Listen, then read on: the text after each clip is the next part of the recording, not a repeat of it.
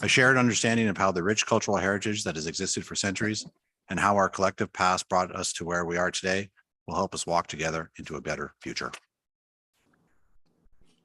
Council, may I have a motion to approve the revised agenda? Councillor Gillen, Councillor Weiss. Any comments or questions? Seeing none, all in favor? Motion carried. Next up, are there any declarations of pecuniary interest? Seeing none, we have no community presentations, so we will move to delegations. We have 2 delegations this evening. First up is Mr. Roy Cohen. He'll be speaking with regards to the Sports Dome operations review, item 9.3. Welcome, Roy. You have 5 minutes. Please remember just to state your name and address for the record. Roy Cohen, 14264 Yonge Street in Aurora. The Aurora Youth Soccer Club and Aurora FC president. So tonight, I guess we're here with the town in regards to the report card in the dome and the day-to-day operations. And to say it hasn't been challenging is an understatement. It was a very difficult transition when we moved in 1.5 years ago. And we went from about 4,000 square feet to 527 square feet. So it was difficult for our staff. It was difficult for our operations, but we made sure that every single hour in the dome was accounted for. The place was spotless, tickety-boo, never an issue. Through the COVID year of 21, where we had to screen everybody, there was nothing but issues, literally fights. People said, no, I'm not showing you anything. I'm going right in. So we've had challenges. And at the end of the day, we're on the right track. We're looking at this facility to be a cash cow for the town of Aurora for many years to come. And more importantly, it's debt neutral to our citizens. 99.9% of our citizens will never step into that dome like they won't into an ice rink or into a baseball diamond. It's specific to the children that play and the adults that play that sport. Well, why should they pay for it? To me, it doesn't make any sense. So I realize as a community, we need to have facilities. They need to be paid for, looked after. But here we've crafted a model where everybody benefits, all the users, the municipality, and the Aurora Youth Soccer Club that in 2024, in a few short months, will be celebrating its 60th anniversary of providing high-level sports in Aurora. The other thing I wanted to convey is that since 2016, none of our employees have gotten an increase. 0. Since I took over as president 5 years ago, nobody has a credit card. Nobody has an expense account. Nobody's expensed a meal, a gas bill, nothing, 0. We run this completely transparent. And if you're a volunteer, you're a true volunteer. There is no meals. There aren't any gas allowance. You're doing this from the goodness of your heart. And we run with 700 volunteers, most of them Aurora residents. We've also crafted a pathway that is the envy of Ontario soccer, which I will probably be announced tonight as a board of director, Ontario Soccer. And we have 40 full-time UEFA A licensed coaches. When I came into the soccer world, most clubs had, and Ron, Councillor Weiss can attest to this, had a technical director and maybe an assistant. So we've created a pathway where our top echelon of 700 athletes play at the highest level. And we've also created a partnership with the Rovers, which are run by the de Guzman family. Julian and Juan, both professional players, and Peter Rako, local Toronto sports lawyer. So we have that affiliation. They use lots of fields in Aurora. This is their actual training center because most of the players are coming from Toronto. Our mission, our goal over the next 5 years is to create not only a pathway, but the envy of soccer for all of Ontario. We have incredible, we have incredible infrastructure that needs to be looked after, needs to be, fair for everybody. And that's what we've done with the dome. We've crafted something that is equitable, is fair, and look at the numbers. If you have any questions, I'm here to answer. Thank you, Roy. May I have a motion to receive and refer the comments of the delegation to item 9.3? Councillor Gallo, Mayor Maracus, any comments or questions of the delegate? Councillor Gallo. Thank you. Through you, Mr. Chair. I'll have a bunch of questions for staff, but I did wanted to just thank you and acknowledge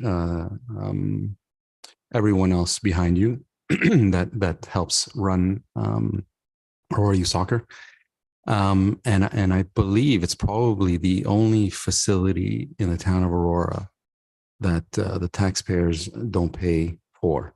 In fact, generates revenue. Do you have a number on a yearly basis of what, after expenses, what the dome revenue is? From the soccer club alone, this past season, we spent about 330,000 to 350,000 in rental fees. And it's not enough. We're going to have 10 OPDL teams this coming January. And we need hours. We need to be able to facilitate the teams that we've pledged to coach and to train and to, garner a future. A few months ago, we all watched Alistair McMillan, and that was under Councillor Lisa's regime, play for the Aurora Youth Soccer Club and end up playing defense for Team Canada. It's remarkable. His father wrote us a beautiful letter. And we also shared, which is very important, because once they get transferred to a European club, there are disbursement monies. And Aurora was also included in that. And we were very proud of the fact that we were involved in that process. You're right. Councillor Gallo. Thank you. I guess I'll follow up with staff on more details on the numbers. But again, only tell you what we spent, what we cut checks to the town for. thank you. And thank you again for everything that you and everyone else behind you does. I appreciate it. Thank you, Councillor Gallo. Mayor Maracus. Thank you, Mr. Chair. Through you to Roy. Roy, thank you very much for coming this evening. I'll echo those sentiments that, we all appreciate everything that Aurora Youth Soccer does, not only for the community, but also for the youth in our community. So we did make a commitment. I know before when I ran in 2018 that we would get this done. And I'm proud, and I know you're proud that we were able to get to this point where we're at, and the results are, speak for themselves.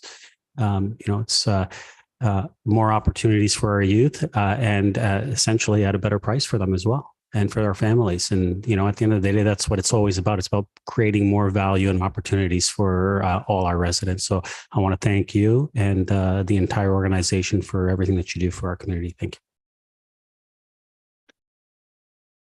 No further questions.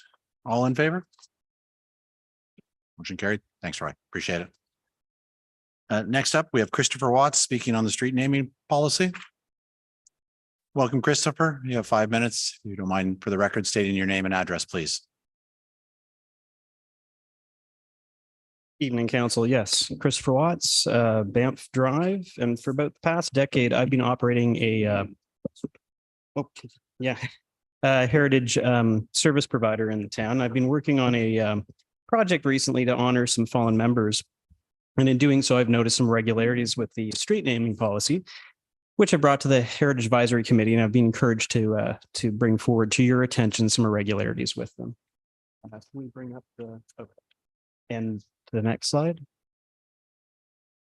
Now, I believe in the last council meeting that you had a different policy in front of you that was aged, which was the banner policy, which I think the report said it was effective as of May 2003 and not updated since that, making that a 20-year-old policy that you were working with. Well, the street naming policy, as you can see here, was initiated in 2001. The last update on it is 2006. meaning this is a 17-year-old policy, or in your term, 4.5 terms of council, where this hasn't been addressed. Can we move on to that slide? So at the Heritage Advisory Committee, I had a little bit more time to kind of break into some pieces, and Councillor Geller was able to bring that towards you just kind of at your last meeting in new business, to kind of say that this is kind of ongoing and that staff is kind of working through some stuff. I just want you to kind of understand what they are. So we'll just quickly go through some visuals here. One concern I have is just the names, the staggering number of names that are just kind of missing off of Aurora streets. So this is the cenotaph, World War I. You can see there, you don't have, even 50% representation. Next slide. Here's World War II, sacrifice, the altar of sacrifice, same deal. Next one. So combined, you're short 75 names. Now, some of those could be pending. So the bank of street names that's been approved has 37 names. Only 7 of those really are fallen members. Next one. And we just recently discovered that there's 2 names being pulled for development. So next one. We've got together, we add this all up, you got 9 names, 51. You're basically still 66 names short. And you might ask, why is that the case? Well, these names have to go to the region then vets them. They can then decide based off certain criteria whether they're going to allow them or not. And that has been the case, that they've denied things. Can we go to the next one? Some of the reasons can be as much as sharing streets. So in this case, I've put a couple examples up here where Hill, Steckley, they're 2 different members of maybe the same family, but they operate in different theaters, made unique combinations and contributions to the war effort. And here they're honored, squished onto one street name.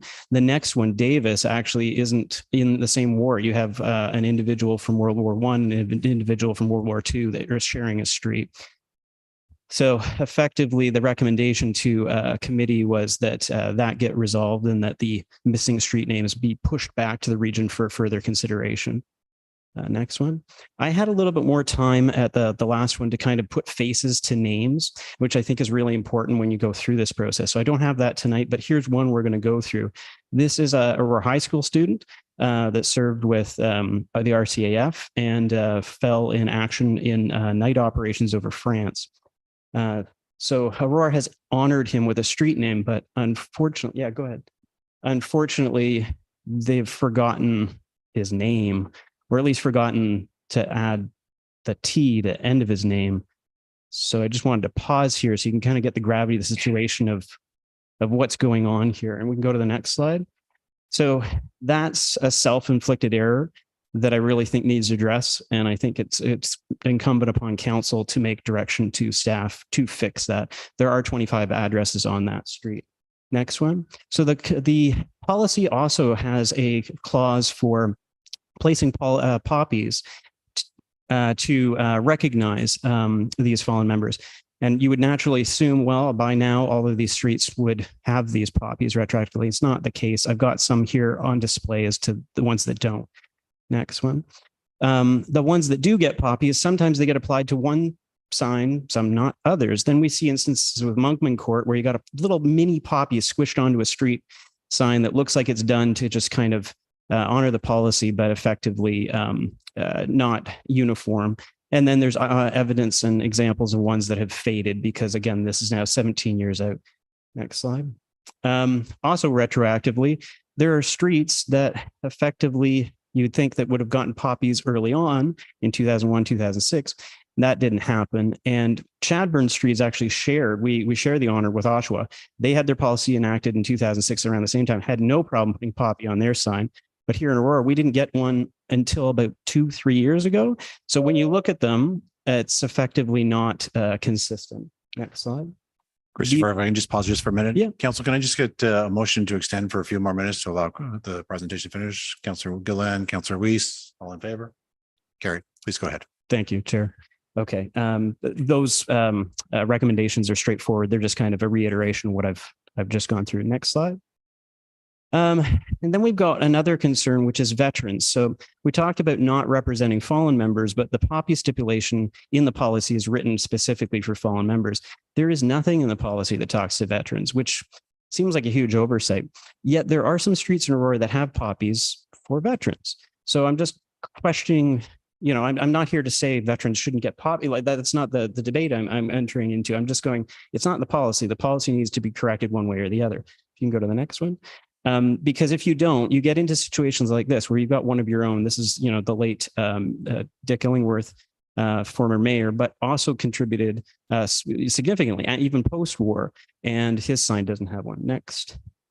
So given the fact that the poppy is actually a trademark of the Legion, they should be involved in this process, and they are not listed as an external partner in the policy, which seems like a big oversight as well. So I think there has to be some more direction to staff as to how you want this done and how the partners need to be recognized and addressed in the policy. Next slide. So these issues and hiccups that we've been going through haven't appeared in other municipal searches when I've looked them up. This is just a unique Aurora thing, and it could just be that this policy is just left to shelve for this long that these are surfacing. But in other instances, I'm putting examples here for Barrie, where they actually not only get these things right, they deal with their divisions and they combine together GIS and their heritage and museum services. And they put this into a package where anybody can go on their phone, go through and explore, do tours of these streets. And I think it's important that we break down some silos here where we've got divisions not kind of meeting up to go and do things that are happening in other communities. So I know that what came back was staff saying, well, maybe later this year, early next year, we'll come back with a report. I'm hoping it's fulsome. I'm hoping that what comes back to you or what you're directing staff to get at is something that really outlines who takes ownership. You've got an operations team putting out signs. You have a planning department with response to street name policy. I think those two things need to be tightened. So an interval for when this policy has to come back before you again for review is probably a good thing to include. And I guess I'm open to any questions you might have. Thank you. Thank you very much. May I have a motion to receive the comments of the delegate? Yeah, Mayor Maracus, Councillor Gallo, Councillor Weiss. Thanks. Thanks, Mr. West. This is great. It's good research. I have nothing to say except I think it's accurate and it's timely. Thanks for bringing the errors up. I know we've had errors on signs before. I know with the Aurora Sports Hall of Fame, we named one of our Hall of Famers incorrectly on the street that was named after them. So I think it's time for a review on this, and I appreciate you bringing this to our attention. It's very worthy. Thank you. Councillor Gardner. Thank you, Mr. Chair. Thank you, Mr. Chair. And thank you, Mr. Watt. It's a little embarrassing, actually, and certainly disrespectful.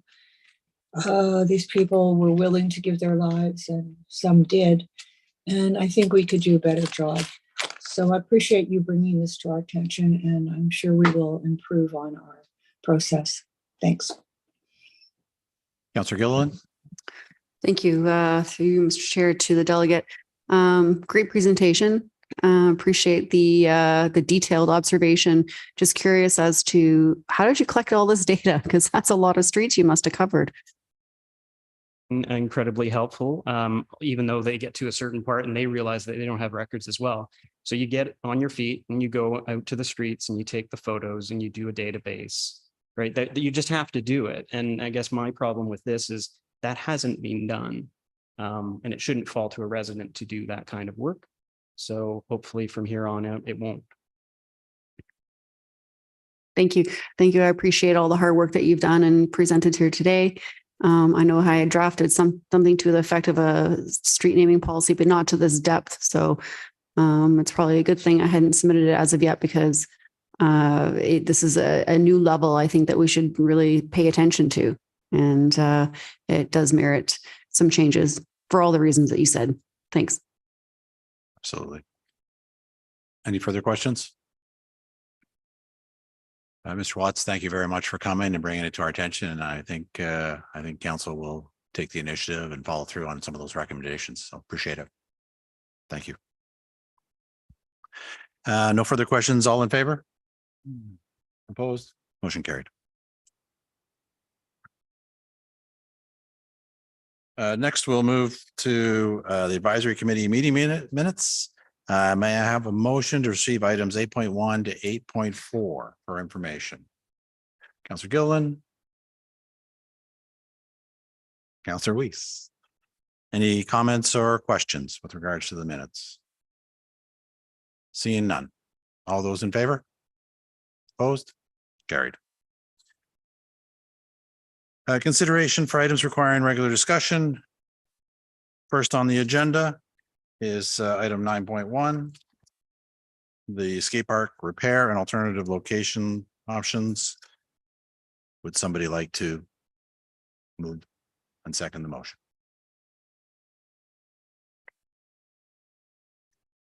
Would somebody like to second the motion to receive?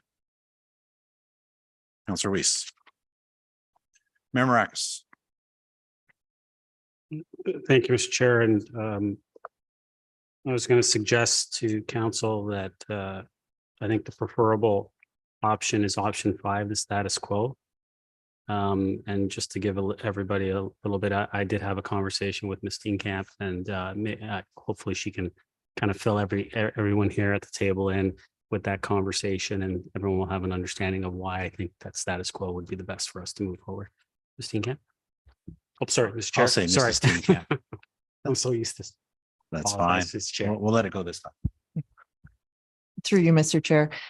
So yes, we did have a conversation regarding the skateboard park and the condition it's in, and how it has got to where it is currently. We have before you a consultant's report, engineer's report, just that speaks to why it's in the condition it is. It was just due to construction and the contractor not putting in the proper reinforcement in the concrete and improper drainage underneath the concrete. So as a result, cracks are forming, water is getting underneath. So freeze-thaw cycles causes it to heave and expand.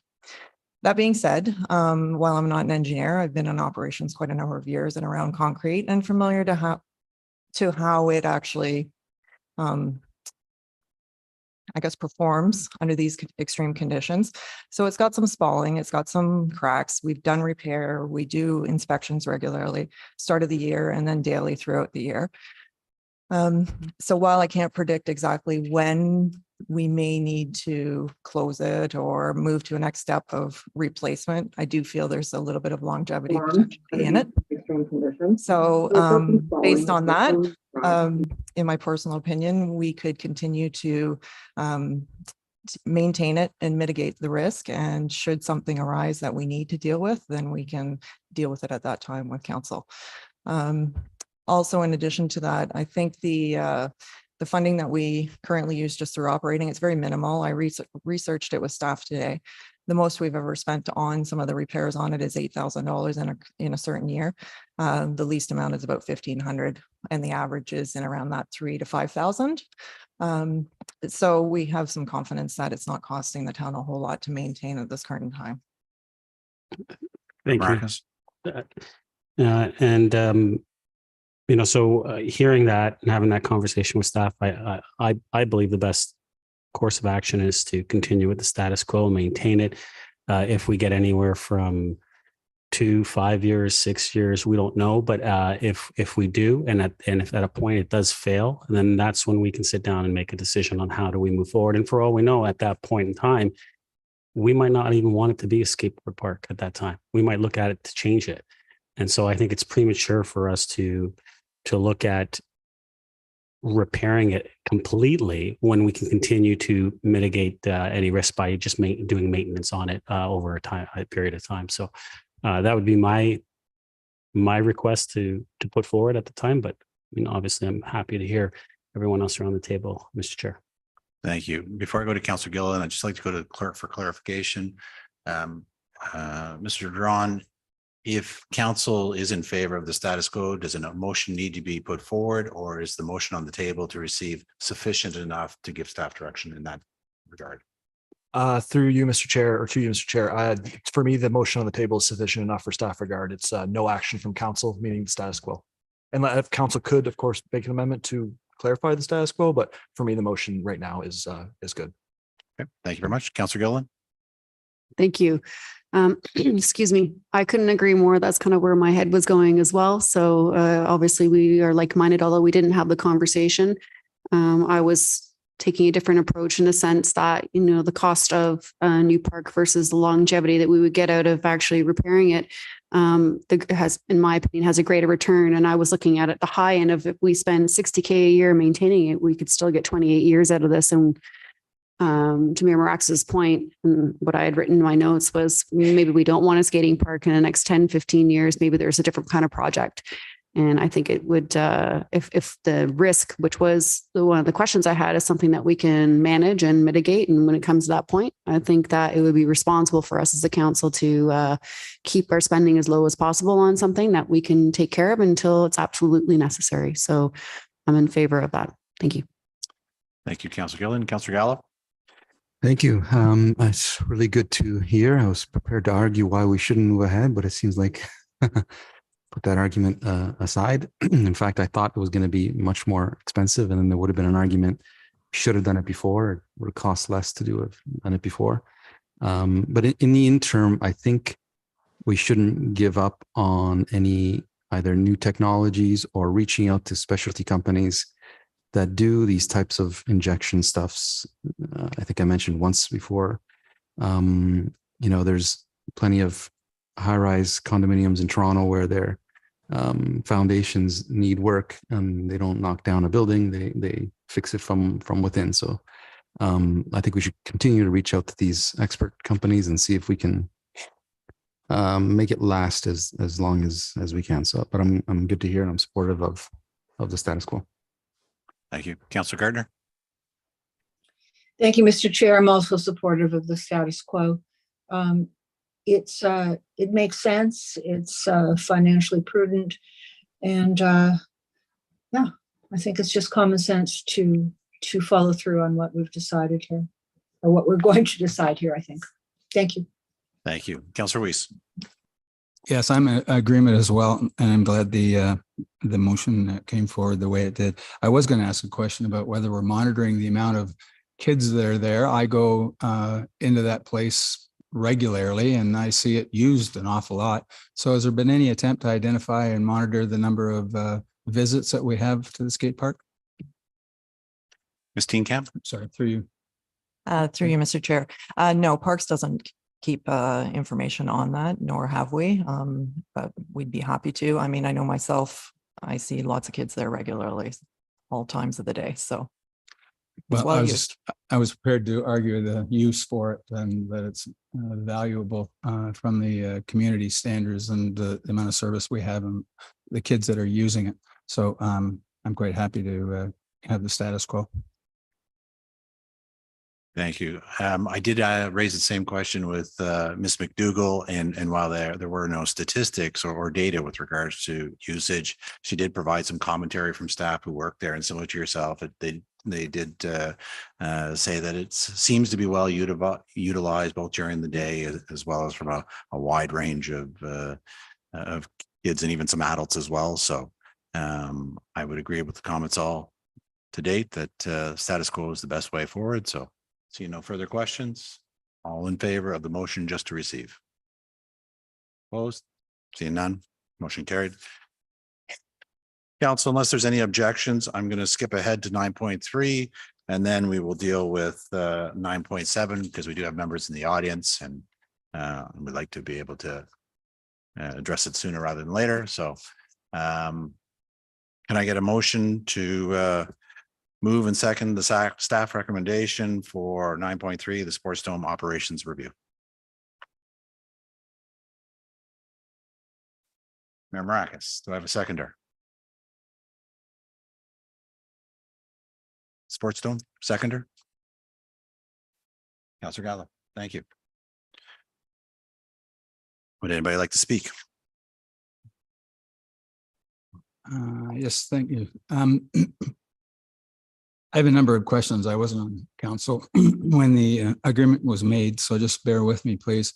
I've looked at all the documents of the purchase and the subsequent agreement that we have. And my only comment is that there seems to be a lack of numbers on this.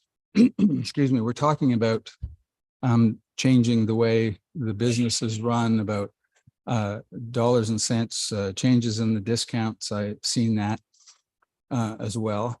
And so there's a number of things that I think are missing in here, and I'd like to have those, if you don't mind, Mr. Furman, to look at this and provide some additional information before this goes to a vote at council, if it goes that way. Most particularly, there were supposed to be financial statements, audited financial statements in 2021 and then in 2022. Do we have the 2022 financial statements yet through you to Mr. Furman? Mr. Furman? Through you, Mr. Chair.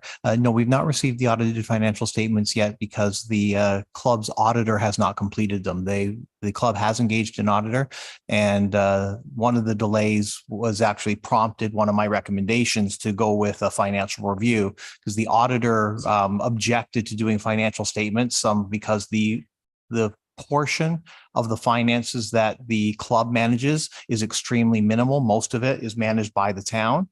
And the auditor didn't feel that audited financial statements were warranted. The club has insisted, of course, in accordance with our agreement, and the auditor is working on them, but they have not been completed yet. So therefore they've not been provided yet, but we do have their budget information. Councilor Weiss? Okay, thank you. Just some other things just for my own edification, because again, I wasn't around when the agreement was put in place. It also says in there that you'll do a review of the agreement no later than 24 months from the date of signing, which was September the 1st, 2023. So have you met with them, and do they have an operating budget? Because that was identified as something that had to happen every year. And if they do have an operating budget, is it possible for us to see it, to see what kind of progress is being made? Mr. Furman? Through you, Mr. Chair. Yes, we have met and reviewed it as that was prior to this report. This report is speaking to the results of that review, and they do provide budgets. Again, their budget is very minimal. It really covers some day-to-day minimal operations, cleaning and staffing. The majority of the expenses are contained within the town's budget for electrical, mechanical, life safety, revenue, financial repayment. That's all within the town's budget. So we do have a full comprehensive budget within the town's budgeting system, and we have budget requests, so annual budget requests we get from the club. Councilor Weiss? So through you, would when it comes back to council, we'll be able to have that operating budget, at least if the auditor isn't finished with his or her work? Mr. Furman? Through you, Mr. Chair. Yes, we can certainly provide that. Thank you. I noticed in the agreement too, because I went through it quickly, there's supposed to be there's a subsidy clause that exists in there where the 10% discount that was given to them off of the regular fees was to be put into a reserve. Do you have any idea what that reserve is up to now? Perhaps Mrs. Wainwright Van Please. Kessel or Mr. Furman, whoever knows.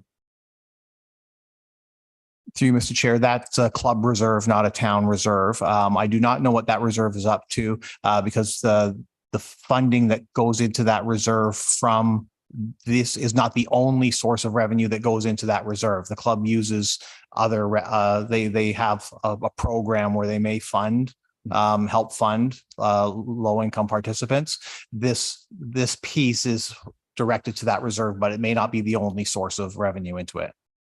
Thank you. Okay, that's good news. I'm interested in that because of the All Kids Can Play program, and we're all trying to make sure that that people who are in financial need get a leg up when they have to. And I'm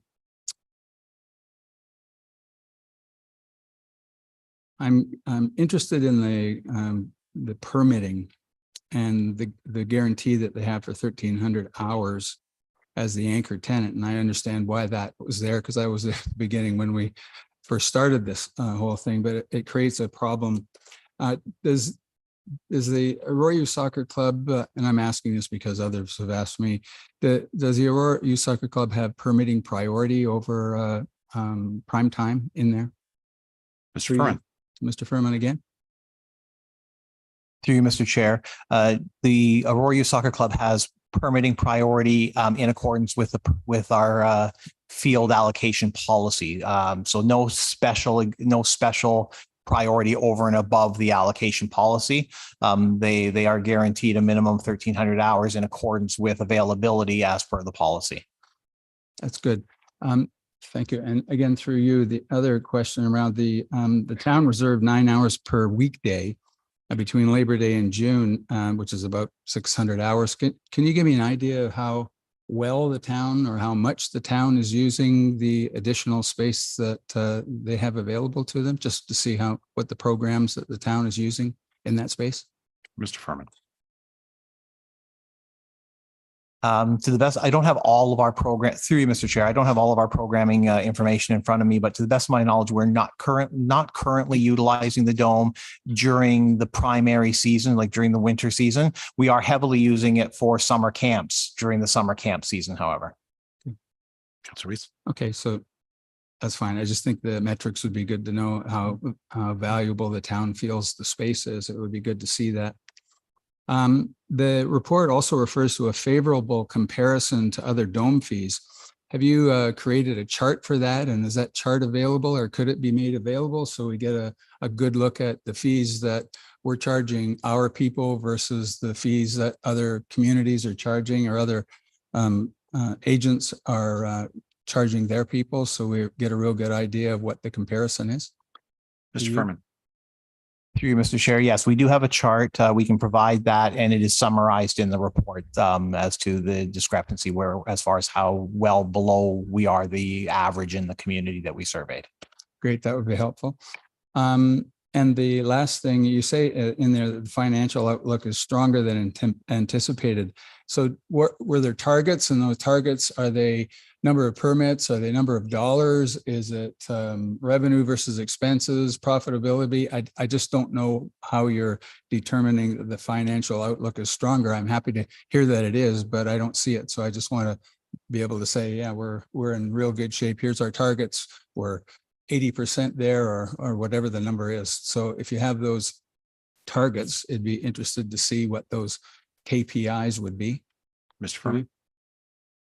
Through you, Mr. Chair. Yes, we can certainly provide more detail. To summarize, when this first came before council, we had established a business case projecting $475,000 per year in revenue, and we are projecting $706,000 in revenue for the 2023 calendar year, to give some perspective on the difference on how successful the revenue stream is at this point.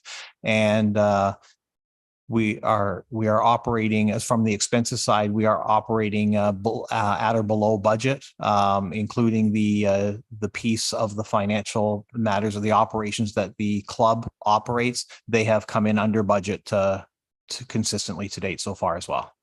Great, all good news. Thanks very much. You're welcome. Councilor Gallo. Thank you. A lot of the questions I had were asked. I look forward to more details regarding the finances.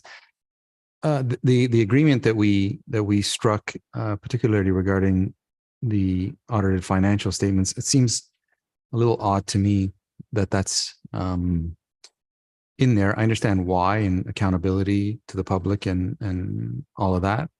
The part that I'm still a little unclear, and if it's removed, it's removed. We still have to have some clarity around the finances of the dome in its entirety, which includes Aurora Youth Soccer, but it also includes the town of Aurora. I don't know why the onus was on Aurora Youth Soccer to provide audited financial statements for the entirety of the dome.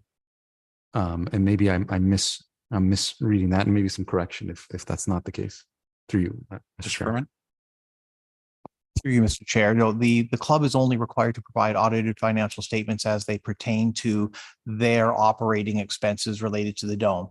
The town maintains the overall budget for the dome. All the budget information, including the expenses that we reimburse for the club, are contained within Oracle, within our budgeting system, and would be therefore subject to the town's annual audits. Gallo. Okay, so I mean, I'm in agreement that the necessity for this simply isn't there because I can't imagine the amount of transactions that are there to be audited. That doesn't mean there's not going to be financial statements. They just don't necessarily need to be audited. And that's kind of the other question is what's the definition of a financial report, and who will Aurora Youth Soccer be reporting to, and in turn will staff be reporting to council on the entirety of the dome and its operations? Through Mr. Chair. Furman. Through you, Mr. Chair. The club will be reporting to staff. Their auditor right now will provide audited financial statements for this past fiscal year as required. Should council approve the recommendation in this report going forward, their auditor would simply review and provide a financial review letter to the club that they would then provide to us. We get a budget, we get an invoice for their expenses. So everything is tracked and monitored. And then the second part of your question, the town, we have the full budget. We have the full budget, so everything is included in our audit. Councilor Gallo. So through Mr. Chair, a budget is a management tool. Yeah. A financial statement is what actually happened. I'm looking at understanding at year end what actually happened in its entirety. Is that something that staff could provide us? Mr. Furman. Through you, Mr. Here, yes. When I say the budget, I'm talking about our whole budget process. So we maintain all the financial records for the dome. It's part of the budget within the community services. So like we have a business support services budget, a recreation administration budget, we have a dome operations budget. The dome budget tracks all of it. In addition to budgeting, we have all the financial records for all of our expenses related to the dome, and all of our revenues are all contained within the town. The one piece that we don't have detailed pieces on is the payroll and the small amount of expenses that the club incurs. And so they budget for that, provide us with the budget. Then they invoice us the amount that we reimburse. So it's all captured within our financial management system. And then that's the piece that their auditor will review to provide confirmation that the record keeping and the information is accurate. Councilor Gallo. Thank you. And I'm in favor of removing the auditor. So to me, that doesn't make sense. But just to better understand through you, Mr. Chair, at what point will we be us sitting at this table at some point get a financial statement with what actually happened with the entirety of the dome, every operator in the dome? Mr. Furman. Through you, Mr. Chair, that's included in all the financial reporting that council gets from staff. So are the various budget forecasting reports throughout the year, the annual budget approval process, any financial information that that staff provide to council on the overall finances of the town, and the dome is included in that as one of the sections. So just so I'm clear, I'm not interested in budgets because, again, budgets are management tools. I'm interested in financial statements, maybe through you, Mr. Chair, to Ms. Wainwright Van Kessel. Mrs. Wainwright Van Kessel.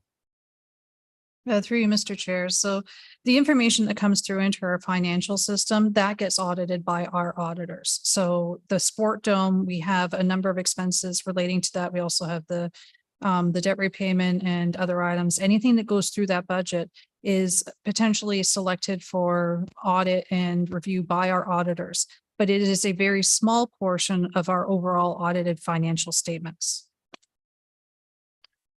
If I may, I think Councilor Gallo is looking for a breakdown. While I think things will get rolled up in the budget process to show budget and actual, and I don't mean to put words in your mouth, Councilor Gallo, but I think he's actually looking for a little bit of a breakdown as opposed to just the one line item that says, here's the actual revenue, here's the actual total expenditures.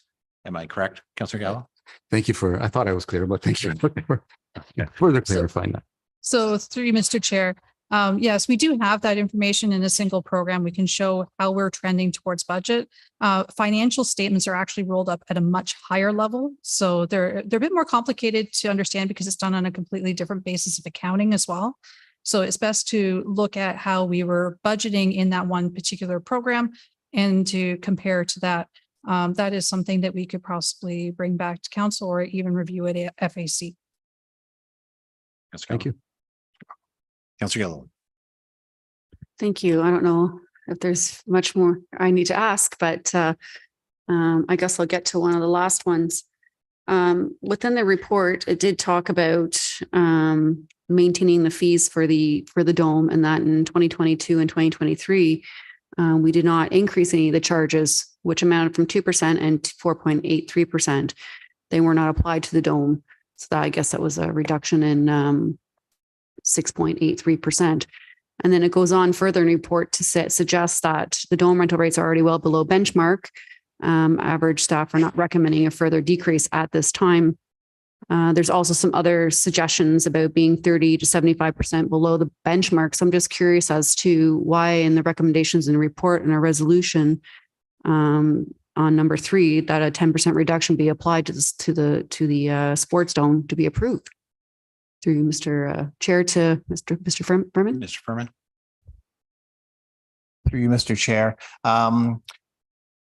The recommendation number 3 applies specifically to the Aurora Youth Soccer Club only to address compensation for additional expenses or time that they incur in operating it. The other numbers stated in there are overall comparisons to, so historically, when we entered into this agreement and we purchased the dome, one of the primary objectives at that time of council was to make sure that it remained affordable to the community. And that's why we did not increase the rates those last 2 years. The frozen rate applied to everybody across the board. Now that we've done the comparison and we see that we're well below the benchmark average, we're not recommending any further discount to across the board.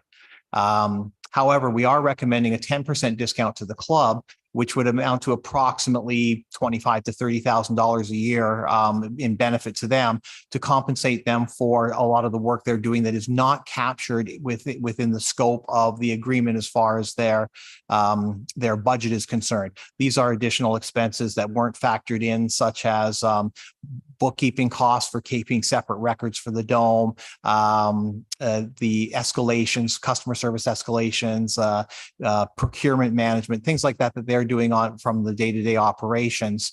Because right now what they're getting is basically the same deal they always had before. They always had they were given 10% less than other clubs as the primary tenant. That was an agreement that was put in place when the dome was first established almost 20 years ago. So this recommendation is meant to compensate the club for the work that they're doing in operating the dome on behalf of the town on a day-to-day basis. Councillor Gilliland. Thank you. And I guess just because of what some of the comments are on the table, but just the lack of data as far as the operational day-to-day, like you're suggesting, we want to see what those numbers look like, because obviously the town of Aurora also incurs a lot of expense. So through you, Mr. Chair, to I guess Mr. Furman, what is the town's annual operational expense thus far? Because I'd like to see that comparator. Mr. Furman. Through you, Mr. Chair. Yes, we can provide more detail. I can summarize it that our operating expenses, the forecast we're currently working with for 2023 is we're forecasting approximately $250,000 in operating expenses, plus approximately $127,000 in debt repayment for the financing of the purchase and capital projects, leaving approximately $327,000 in surplus revenue for the year. Councillor Gilliland.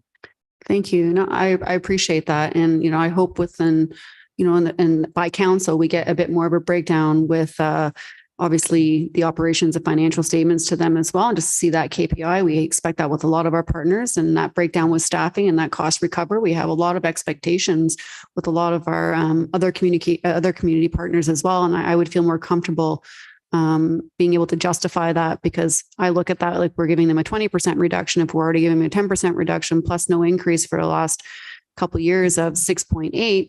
How much of a break are we giving? I just want to see kind of that comparator and what we're actually giving and what their actual ask is, because all I'm seeing is that they want a 10% reduction, and I want to see that breakdown. Is that something that we could get between now and that council? I'm sorry, I may not completely understand your question. I can certainly provide you with with all the financial details. Maybe you could repeat your question again. Sorry. Councillor Gillen. I just want to have that breakdown of their staffing needs, and you just had a myriad of list. So I want to see that cost associated to what they're actually asking from the town. And I actually want to see what the town is actually, their operational costs as well. We ask the same thing as other community partners and doing that breakdown. So this is a hybrid situation to where we're showing the revenues and the expenses. I think that we should see that hybrid model and what that looks like and what those expectations are. And if we are going to be honoring any, whether it's a discount or a partnership with any extra additional funds, we should look at it with that lens.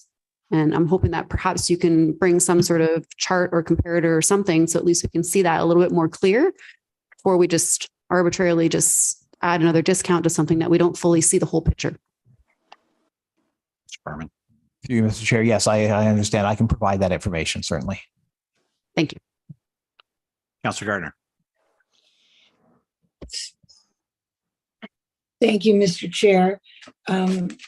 I agree with what's been said, and I'd also like to know what kind of work is being done on behalf of the town. You might have it at the top of your head, or maybe that's for next week, or sorry, for the council meeting. Mr. Furman.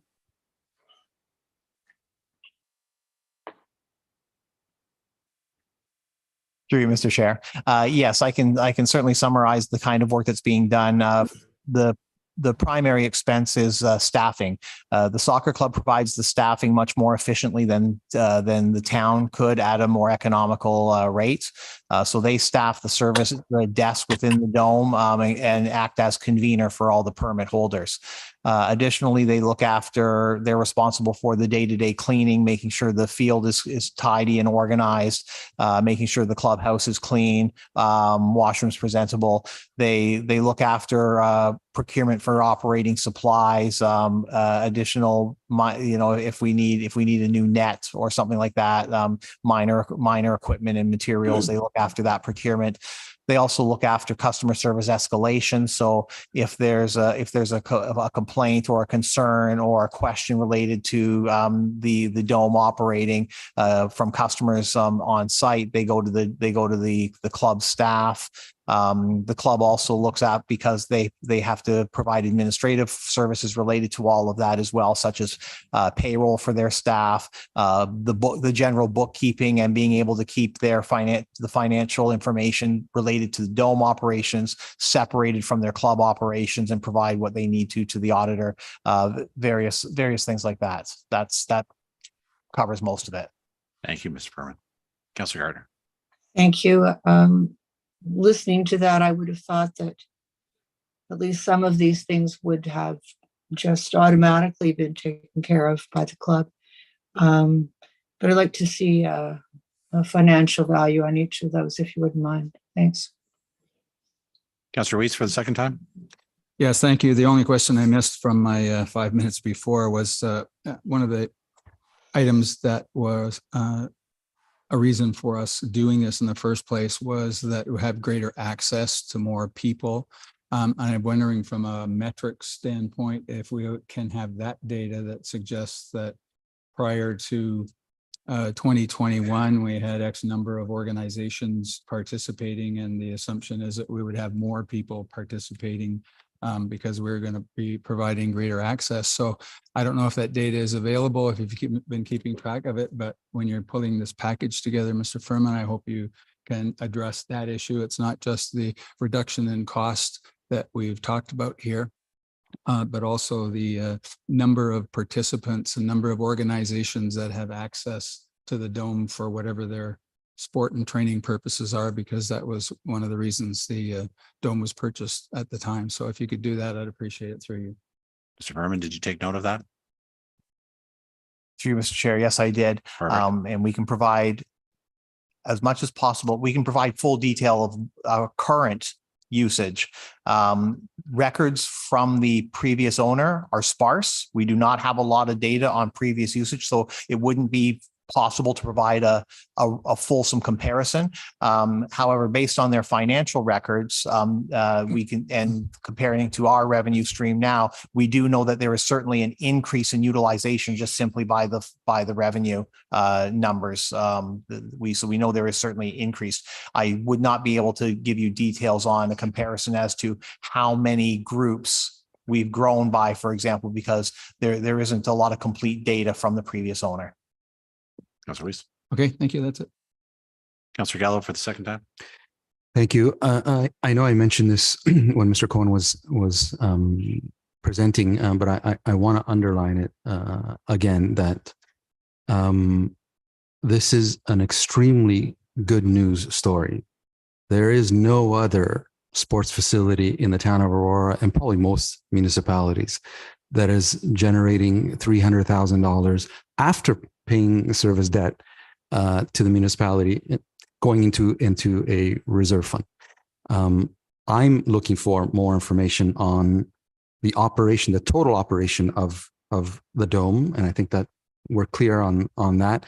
In terms of the decisions that we're making tonight, I have no issues with moving them forward, but I hope we can remember and underline one of the reasons why I'd like more information and data is because we should be yelling it from the rooftops, how successful it is. And that we work really hard to purchase it. We have a fantastic main operator. We also permit out the facility of the town of Aurora, but I'd argue there isn't another facility, definitely not in Aurora, in York region, that can boast those kind of revenues. Thank you. And I would completely agree. Councilor Gilliland for the second time. Thank you. Thank you, Councilor Gallo, for those comments. And I totally agree that this is a success story. However, at the same time, if we are making revenue, I think that's a really great thing. And how do we utilize those revenues to better the taxpayer?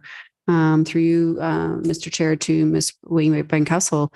When we have such a surplus from a facility like that, how are we allowed to utilize these funds? Can we put it towards another dome facility project or some other recreation that would help, maintain or increase the servicing? If you wouldn't mind. Through you, Mr. Chair. So because these are funds generated on our own revenues, there's no specifications on exactly how they have to be used. It's not like it's something prescribed like the development charges or water rates and things like that.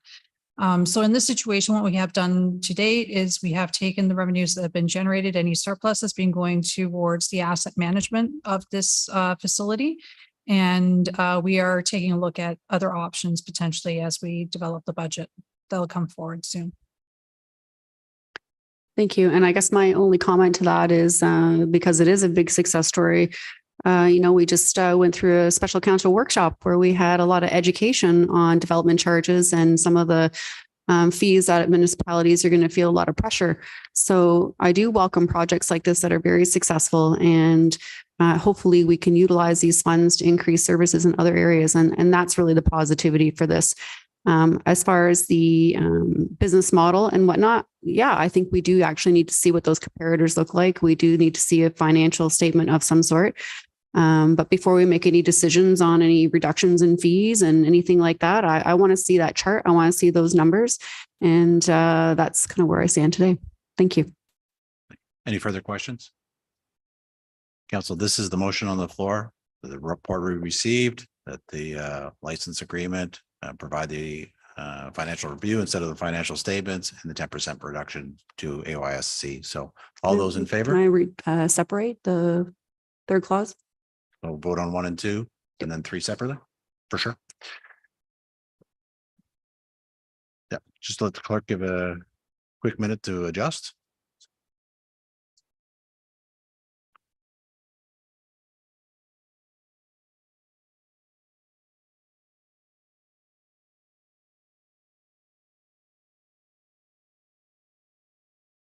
So council, we're just going to vote on the first 2 to start with. All those in favor? Opposed? Carried. On the third item, which is that a 10% reduction to the sports dome rental fees for the AYSC be approved effective January 1st, 2024. All those in favor? Opposed? Councillor Gardner, sorry, how did you vote, in favor or opposed? For the first two clauses, No, for the third one, which I is the voted, sport. I'm opposed. Thank you. Motion is tied, so it's defeated.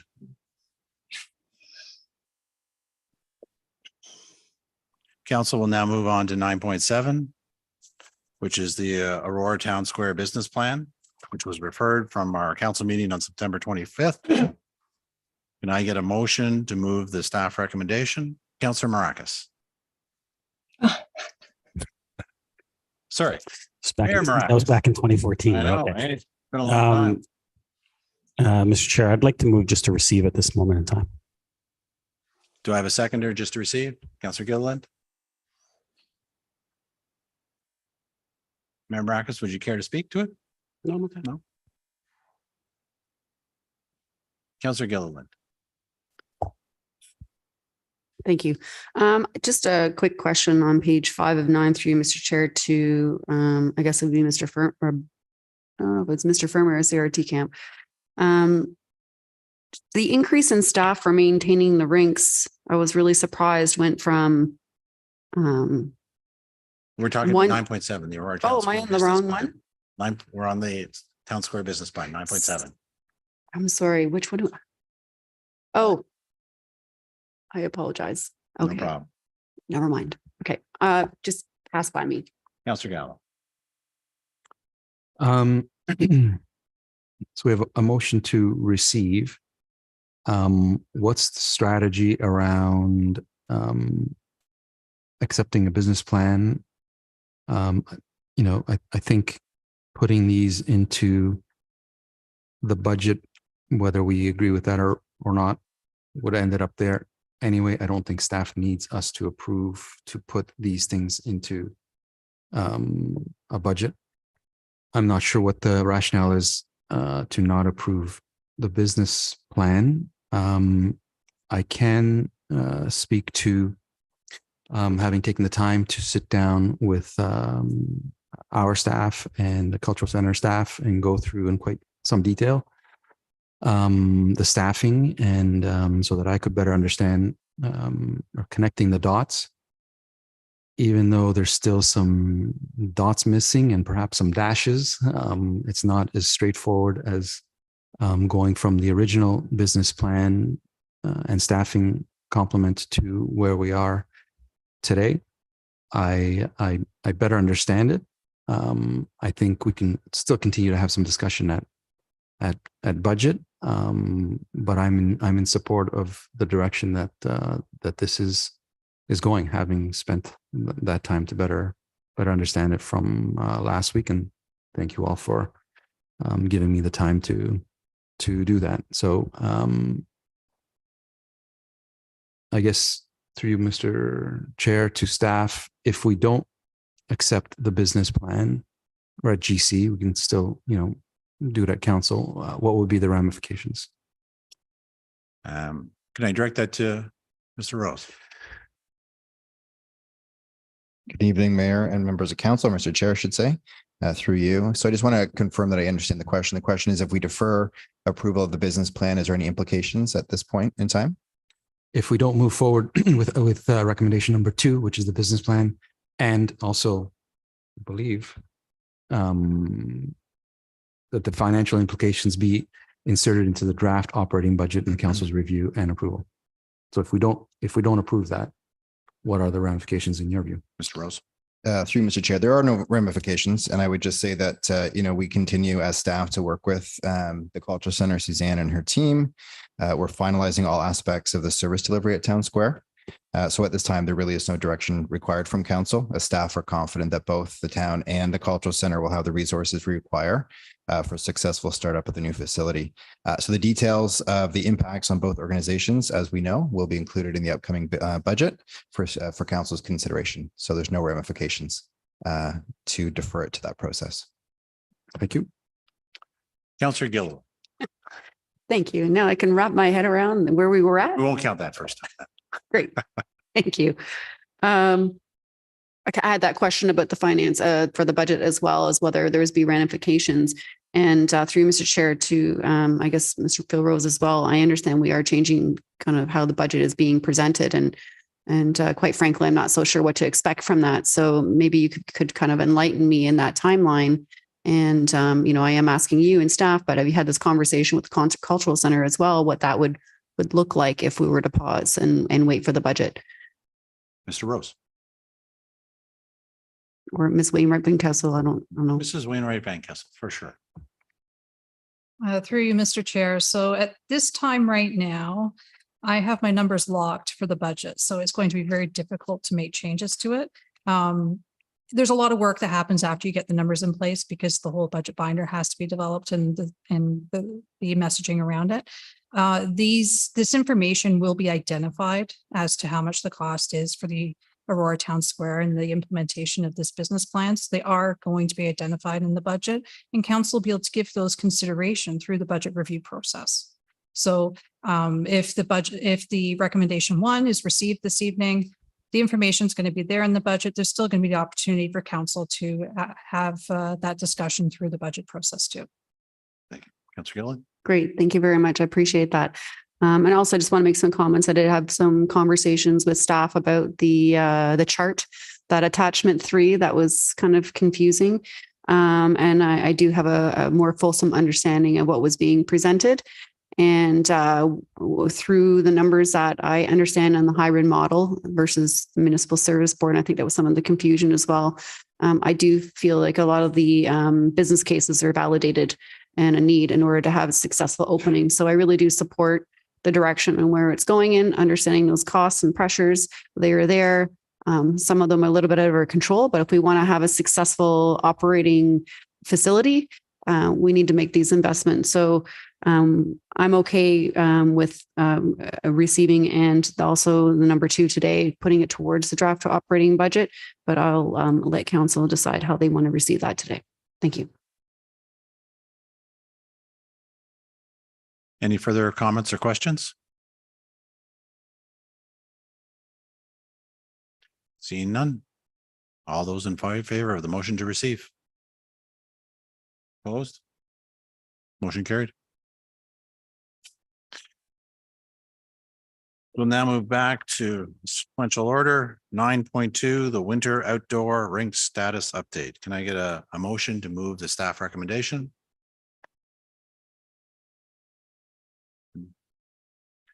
9.2, Councillor Gilliland, seconded. Mayor Maracus. Comments or questions on the item?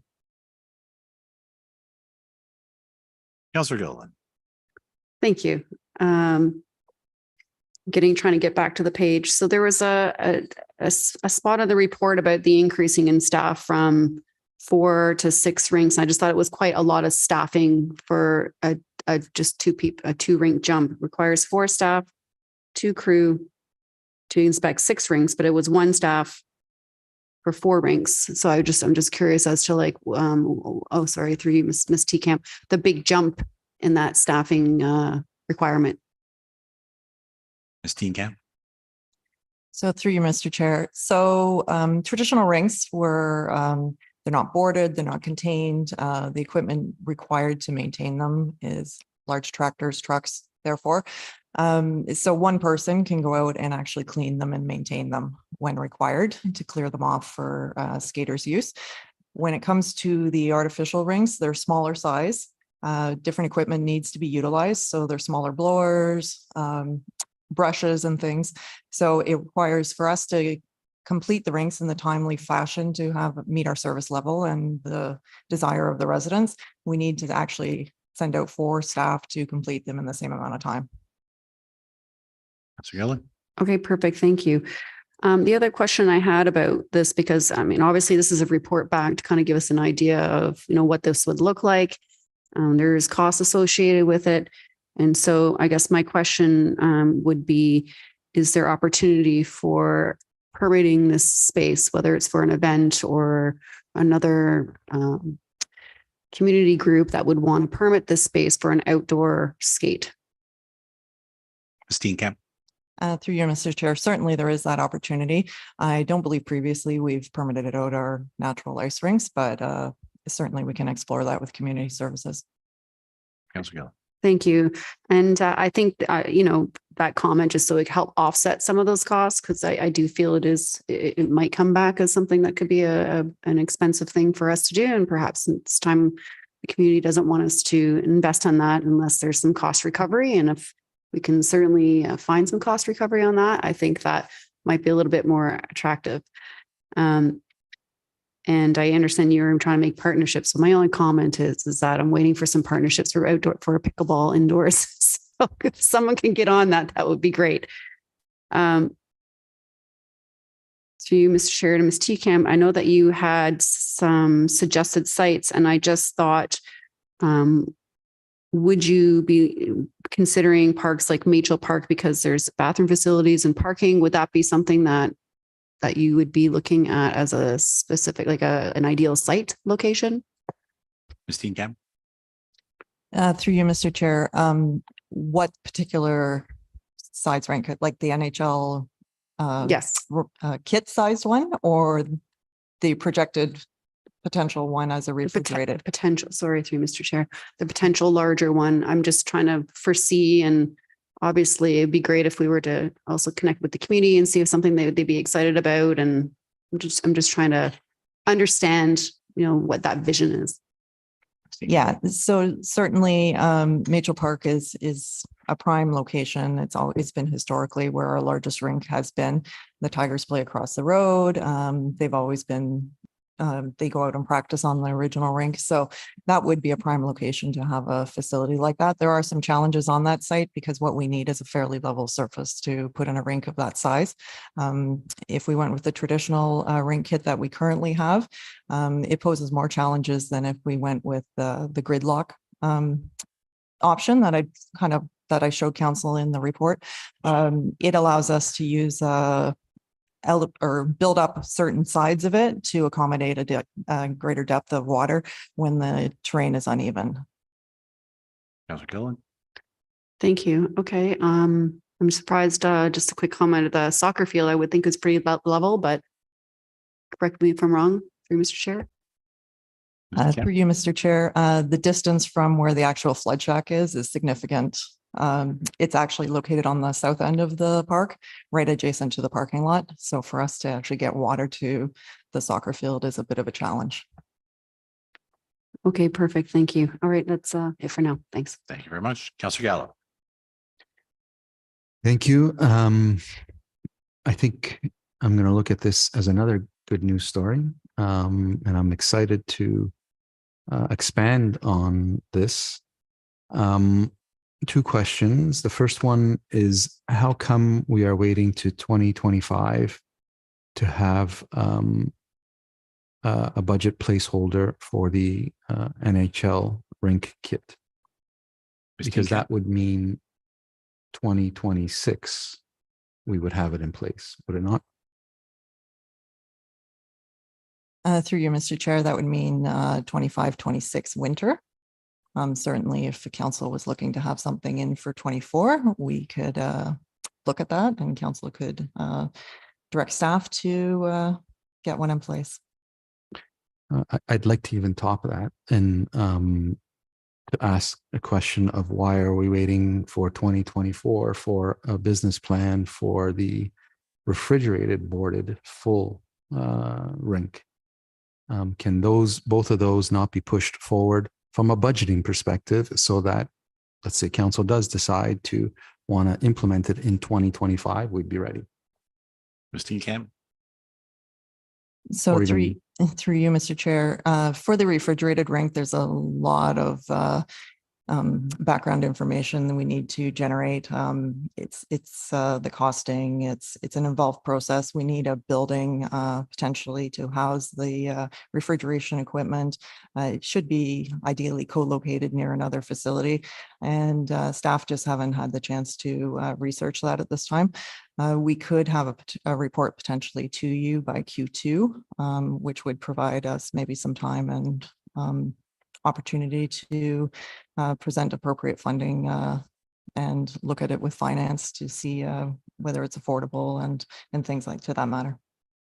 If we were to get in Q2 of 2024, that wouldn't mean a 2024, 2025 operations. Through you, Kemp. Mr. Chair.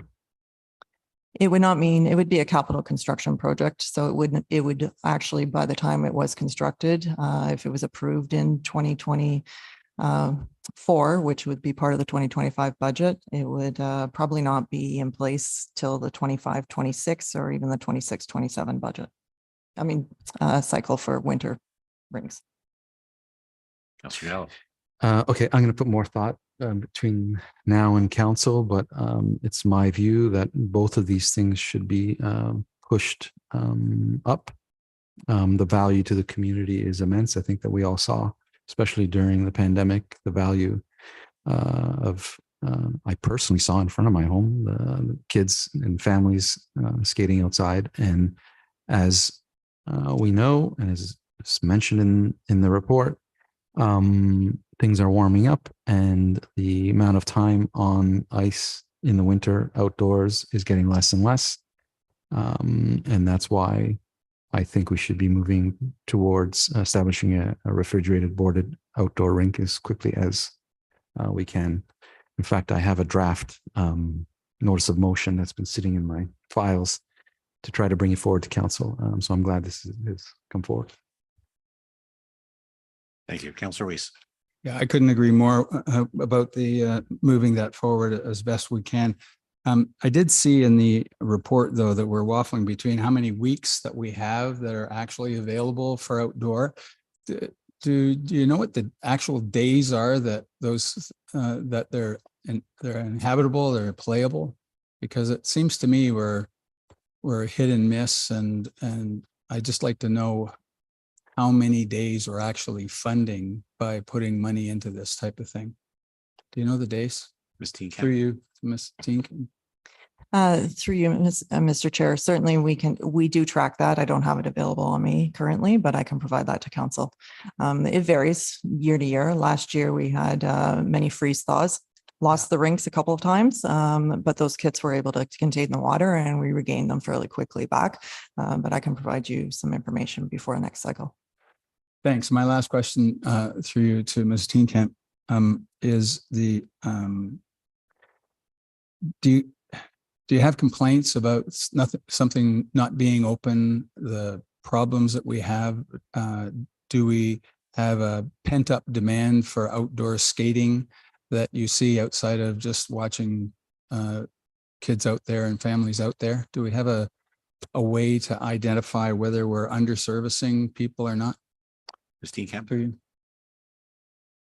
We currently don't track the participation on them. We know they're very well used. We get lots of calls when we haven't cleared them yet. Kids are out there shoveling them off themselves. There's regular complaints about hockey and pleasure skating and the interaction between the two things. So we do know they are well used, but that's just from observances from staff. And I'm sure yourselves, as you're driving around, are utilizing them even yourselves. Well, we're in Canada. We need outdoor rinks. Thanks. Any further questions? Seeing none. All those in favor? Opposed? Motion carried. Next up is 9.4 dog waste pilot project. Would someone care to move the staff recommendation? Councillor Gillen, seconded. Councillor Gardner. Comments or questions? Seeing none. All those in favor? Opposed? Motion carried. 9.5, additional properties to consider for designation under Part 4 of the Ontario Heritage Act. Somebody care to move that recommendation? Councillor Gardner, seconded. Councillor Gallo. Comments or questions? Councillor Gillen. Thank you. Through you, Mr. Chair, Mr. Bruno. I just want to ensure, and I did like the fact that it was in the report, that the property owners will be notified with enough notice so they can make a response. Mr. Romano. Through you, Mr. Chair. Yes, that's one of our recommendations, and we'll, following that consultation with the affected property owners, staff will report back to council. Councillor Gillen. I really appreciate this extra step. Thank you. Any further comments or questions? Seeing none, all in favor? Opposed? Motion carried. 9.6, strategies for minimizing negative impacts of residential infill construction. Would somebody care to move the recommendation? Councillor Weiss, seconded by Councillor Gilliland. Comments or questions? Councillor Gardner. Thank you, Mr. Chair. I've been waiting for a couple of years for this report, so I'm very glad to see it. Would I be addressing my comments to you, through you, Mr. Chair, to Mr. Muno, or is Mr. Jean around? Mr. Jean is on and online. Mr. Jean, thank you. So I brought this motion forward because actually I have a build on Royal Road, and I noticed several things. One is that the property wasn't that clean. There were things blowing around. The second was that the fence, the construction fence, had signage from one end to the other facing the street. It looked like a giant billboard, which I don't think was meant to be, and it's not acceptable. This report talks about nuisance issues. In some cases, there are safety issues. For example, there was a large piece of machinery parked on the side of the road, and there were no hazard cones around it to warn the residents or to warn anybody. I also saw that they were draining water into the stream and washing. I've seen washing of construction vehicles into our sewer system. So these are various issues, not only nuisance. My goal was to have staff go through whatever we have on the books and see if we could do two things. One, we could decrease the complaints from residents, decrease their quality of life issues. And the second one was to see if we could save staff time, because every time there's a complaint, staff has to go out, either building or bylaw. So I'm not sure that this report accomplishes those things. It is one thing that said gain voluntary compliance. As we've seen with basement suites, illegal basement suites, there's all kinds of information that can be received and online, and still we have so many illegal and, in my opinion, unsafe basement suites. So I don't want to leave this to voluntary compliance. Through you, Mr. Chair, to Mr. Jean, sorry, seems I've given you a French heritage. When we have this, there's a site plan control guide, application guide. I had a look at it. It's one of our attachments.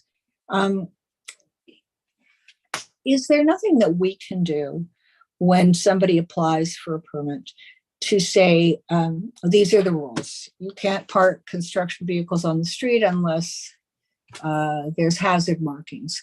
You can't drain water from your site into our stream. You have to keep your area tidy.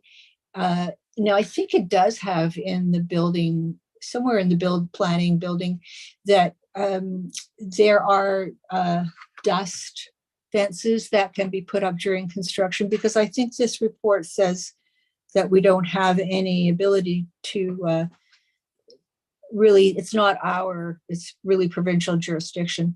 But I think that that's more of large sites that could have hazardous materials in the dust. So what, Mr.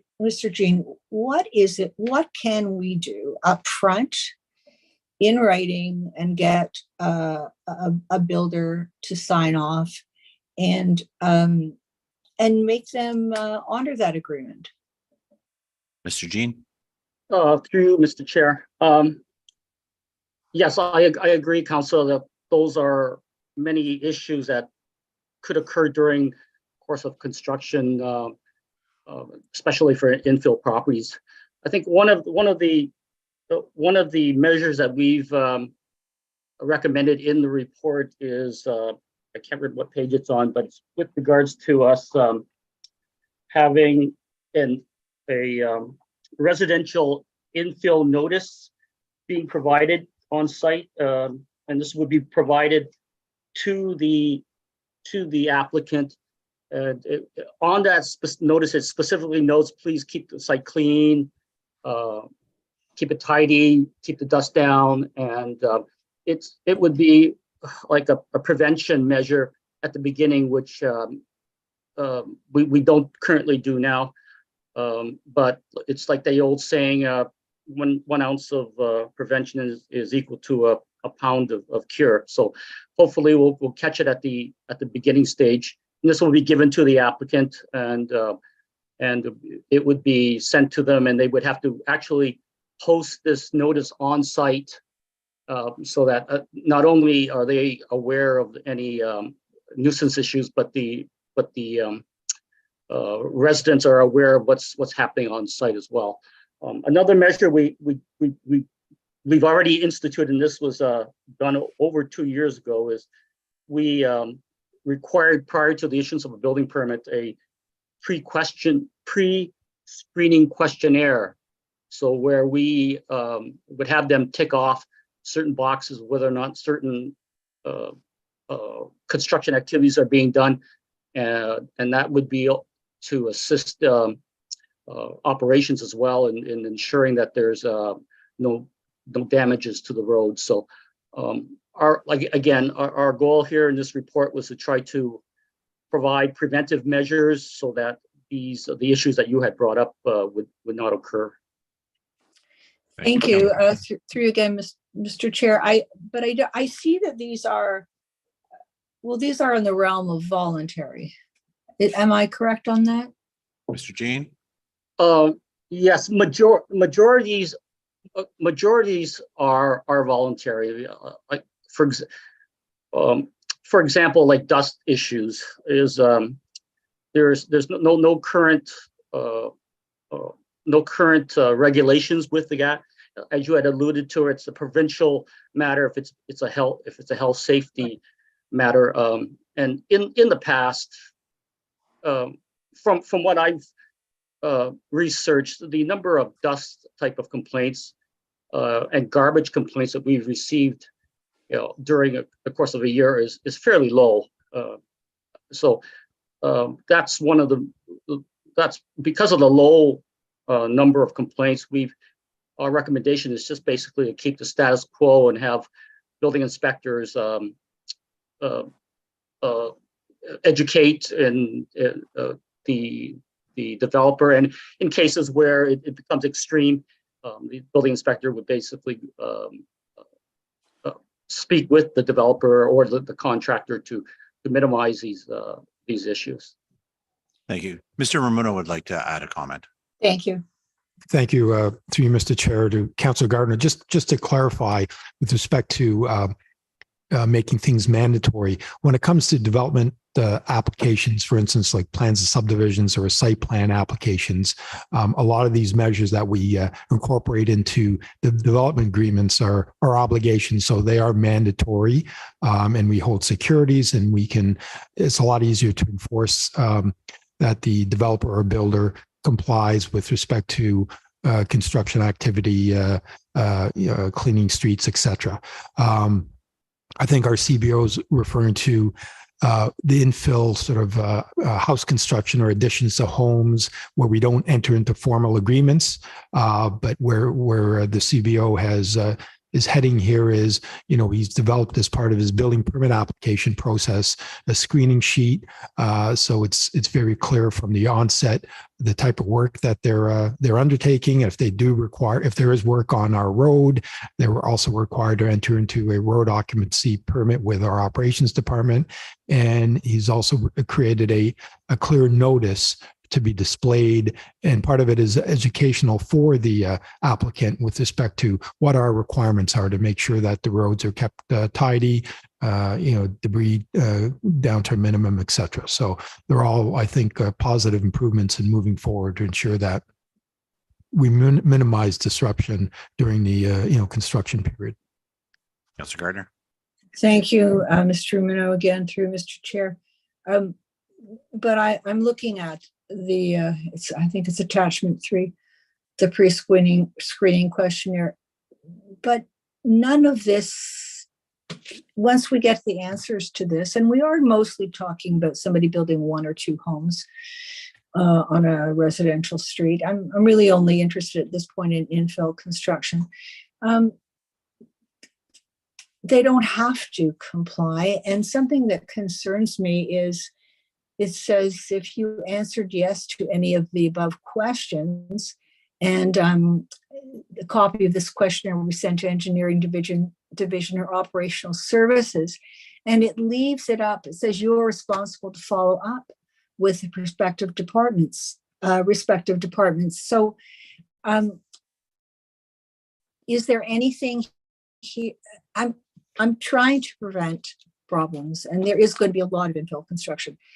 To me, to leave it up to the person who's doing the construction to apply for various permits from these departments, there needs to be a follow-up either with the building department or with the engineering department or whatever department is required. So to me, these things need to be a little bit, not in this case, a lot tighter. The thing that I mentioned, I guess, to you, Mr. Rumino, about the water, using our water to clean off construction trucks, those trucks are really dirty, and it goes right into our sewer system, which I imagine would clog up our sewer system, which would cost the residents, the taxpayers, money. So in that particular instance, is there anything that we can do?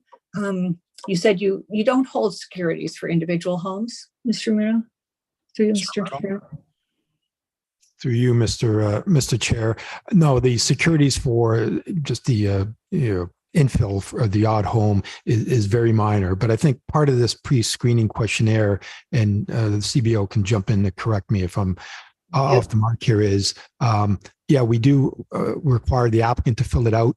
But there's also some guidance occurring on behalf of staff in helping them fill it out, and also probing with questions once the application is received, because we are working closely with our other departments, in particular operations, for those instances where there will be the use of they will be using heavy equipment on our roads and perhaps the boulevard and the sidewalk.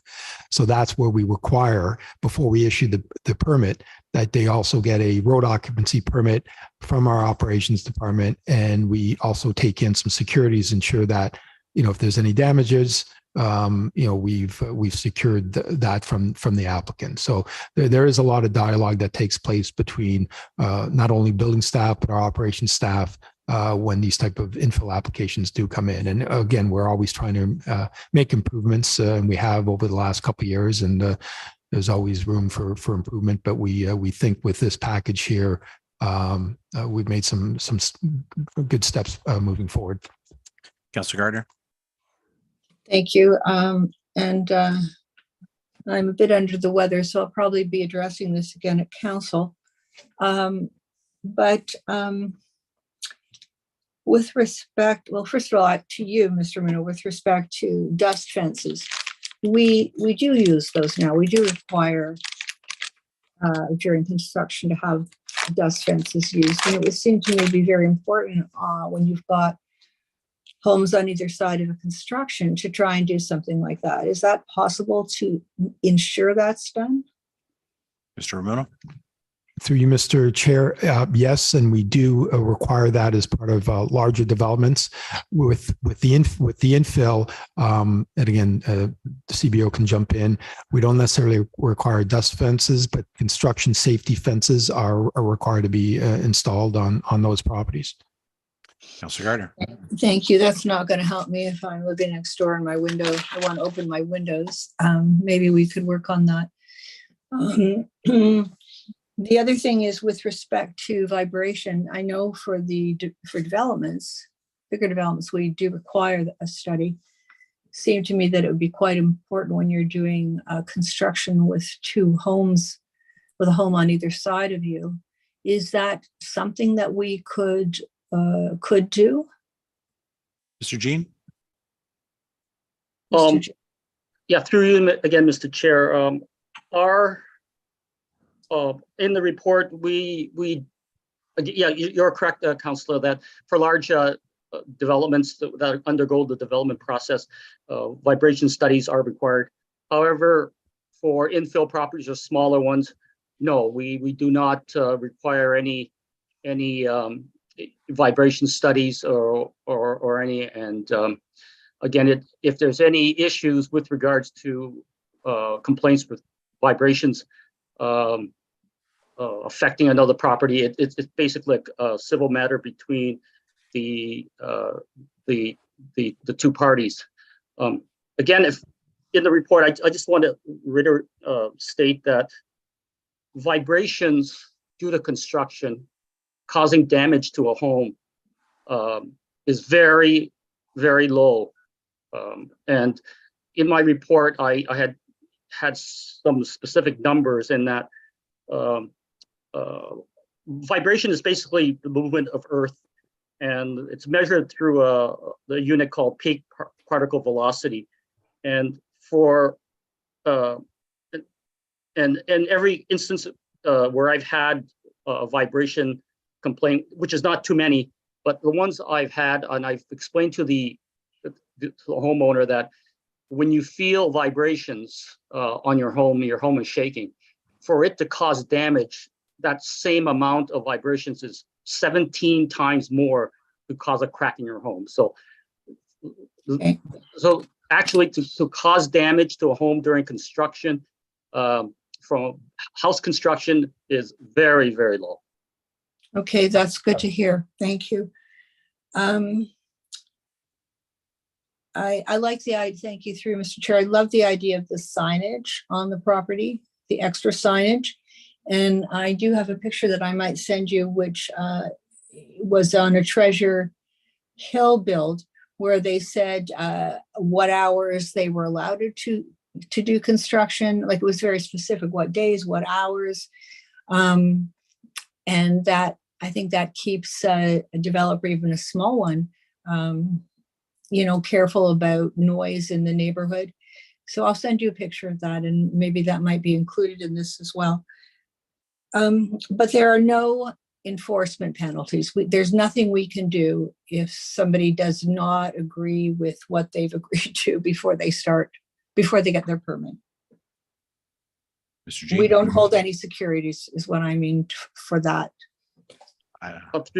Through you again, Mr. Chair. Yes, there are securities that are collected for road occupancy permits. So when somebody builds a home and they would need a road occupancy permit, there is a fee collected by operations. Thank you. And that would protect the town and the town residents' money, but there's nothing that would protect the people in the neighborhood in particular.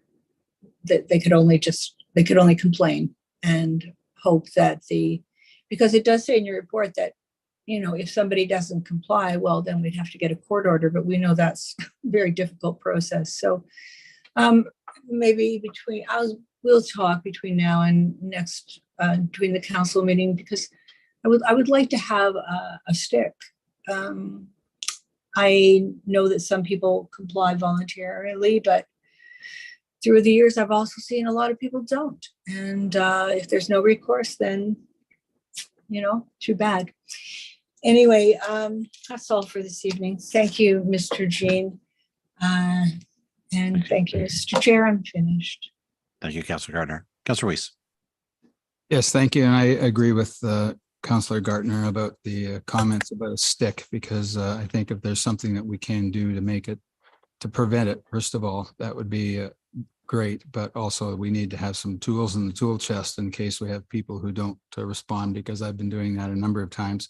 But my question here is to Mr. Jean, and it's related to the PPV. And I like number 2, the town's noise bylaw to be amended to include vibration control. We're going to have a number of large developments in older neighborhoods with foundations that could be 50, 80, 150 years of age, and those are particularly susceptible. The problem with this, as I realize, is that if we start doing vibration monitoring, are we in fact taking on the responsibility and the legal responsibility for assessing that and then assessing damage that occurs after it? It's very important, I think, that we talk to our people who are in construction, particularly in our large developments, and to make sure that that's part of the construction standards that they have, so that we have our contract with our large developers that they must have these pre-construction surveys. They must do pre-construction evaluations of foundations and buildings, because if we don't, then we're into a problem after the fact that we can hardly even manage. So through you, Chair, to Mr. Jean, can you elaborate on number 2 a little bit, and to see what a noise bylaw, or tell me what a noise bylaw would be that would include vibration control? Mr. Jean? Again, through you, Mr. Chair. With regards to that option, firstly, I would, as per earlier in your question, large developments adjacent to residential properties, like for example, if you were any large development along Yonge Street, and that as part of the development agreement, a vibration study is required, including monitoring if necessary. So that with that in place, it would protect the owners. Now, with regards to vibrations, as I stated earlier to Councillor Gartner, with regards to vibrations, the actual perception of the vibration does not necessarily mean that it will cause damage to the home. In fact, that you had alluded to 100-year homes. Studies have shown that heritage homes, older homes, for vibrations to occur to affect those homes, there has to be at least 10 times the amount of perception that people have. So the vibration issue is in my opinion, against homes, existing homes, based on building construction, is very, very low. Obviously, if there's other issues, if they were blasting or they were near high vibration type of activity, yes, that is a problem. But no, not for building construction. And based on that, the recommendation was no, let's not have any additional requirements in our noise bylaw. I have reviewed a number of noise bylaws as well as vibration bylaws. The only municipality currently that has any that has a bylaw which requires vibration monitoring for all construction is the City of Toronto. There's no other municipality that has a bylaw which requires specific monitoring to residential properties or any properties. Now, further, with regards to your question about having staff monitor it, if we were to decide to include that in our bylaw, again, the monitoring would not be done by our staff. It would be a requirement of the developer or the owner to hire a private consultant to do the actual monitoring of the site. Thank you, Mr. Jean. Mr. Romano would just like to add a comment. Thank you. Through you, Mr. Chair. Thank you. No, I think the CBO clarified that towards the end, that we are not recommending that staff would assume sort of the noise monitoring function for infill, but we have been implementing the requirement for a noise vibration assessments to be conducted by the developer of developments, and they're required to monitor the adjacent residential homes. So that's been in place, but we have included a policy just to codify that. But those are conditions that we include in clauses within those site plan agreements currently. Councilor Weiss. Yes, I agree. That's where it belongs with the site planning agreement. But I will say to Mr. Jean that there are people in this community right now that disagree with him with respect to the amount of damage vibration can have on a home. And regardless of what the studies will say, we're still dealing with people who are convinced that vibration has occurred and it's caused damage, and we can't discount their feelings about this, even though the data may have, or your data, and you're looking at studies, and I don't disagree that you know more about this than I do, but when you're talking to a resident who thinks something has happened, that's a lot different than proving that something has not happened. So thank you for your advice. I appreciate it. Thank you. Councillor Gilliland. Thank you. Through Mr. Chair to Mr. Bill Jean, I guess. I just wondered about signage and required signage. Often I find through talking through builders or developers or private homeowners having renovations, it really stems down to a lot of subcontractors that may come on site and may not necessarily know what those rules and regulations are, because as they move from municipality to municipality, they may have different rules that they need to follow. So would it be something that we could change or provide as a requirement, have some signage posting, which is very simple and laid out as to what they can and can't do as a notice for subcontractors. So when they do show up on site, it's almost as it's a requirement for the builder to have that signage there to help avoid kind of being proactive and having these things happen. Mr. Jean. Yes, again, through you, Mr. Chair. In our residential infill notice, half of the notice is basically not rules, but we put information down for them to maintain the site, keep the site tidy, ensure everything, all the refuse is placed in the proper bin. So that's the proactive approach we've taken to try to have the site maintain a proper manner. And again, yes, construction site has many subcontractors, plumbers, heating contractors, electricians. Again, for us to provide each one of those sub trades with that knowledge, it would be kind of difficult. It's basically would be left up to the general contractor to ensure that his sub trades adhere to the rules. Councillor Gilliland. Thank you. I guess my only comment is I'm just trying to simplify it. So, you may have a different subcontractor come in and working there, and they don't necessarily have that letter that was sent to the general contractor and knowing exactly what those rules are. So I'm imagining kind of like when we had the COVID, mandates and certain protocol, that was like a bullet point of 5 things that everybody had to post a sign on their fence. And then those were the guidelines, and that's what they had to abide by. So I'm imagining something similar to where it would just be a requirement that you have, like, you pick those top 5 things that we feel within our municipality we want to have, but it's the fouling, the dust of those requirements. And it's a simplified sign that's just posted as a requirement from the general contractor. So the subcontractors can't say, well, I didn't know that. It's more of a communication piece, just trying to be a little bit more proactive.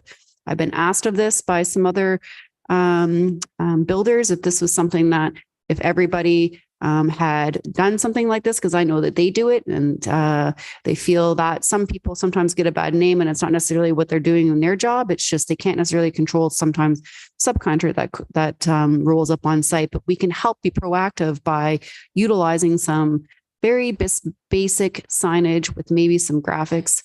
And if it was a requirement that we could maybe lay out as an example, I think that could be something that we could take on. Through you, Mr. Chair, to Mr. Bill Jean, would that be something that we could maybe proactively create as something that we could say, here, you need to put a sign like this on your property to help be proactive to mitigate that? Mr. Jean. Again, through you, Mr. Chair, Councillor, certainly we could look into that. But like I said, as I ascertained earlier, I think the best method is to just have a conversation or have our inspectors proactively speak with the developer, and I think that would be the best method of keeping properties tidy during construction. Councilor Gillen. Thank you. I'm just going to agree to disagree. Through you, Mr. Chair, Mr. Ramuno, maybe this is something that can be taken offline. I don't know, but I think that obviously that discussion still needs to happen. I'm not saying to take away any kind of process that you do. It's just more or less, is there some sort of basic signage that we could have that we can encourage, that they post, makes your job easier, makes our job easier, getting less phone calls. Hopefully it's just an added tool that we can provide for the general contractor to avoid this.